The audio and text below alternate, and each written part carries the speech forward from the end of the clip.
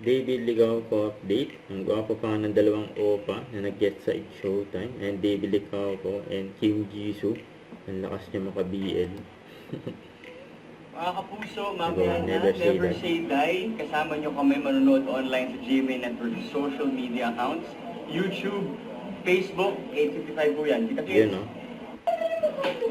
Kaya nag-picture pa nga sa mga It's Showtime kids. Kay David. Ayan, pambansang Ginoo. Excited ang mga bata.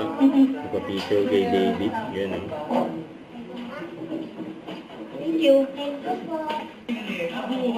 Ay, si David, ay pumasa sa dance challenge. Ayan, no? Get sumayaw ni David, eh. So, question and answer with David Licauco. Pinakamalaking hamon na aking sinalakay dito sa Never Say Die ay ang pagiging isang journalist. Na-realize ko na hindi pala ganun kadali maging isang journalist sapagkat marami kang kailangan matutunan sa pananalita. Kailangan ay hindi ganun kabagal dahil ako ay tahimik lang na tao. So, kinailangan ko talagang mag-ehersisyo sa pagiging isang journalist.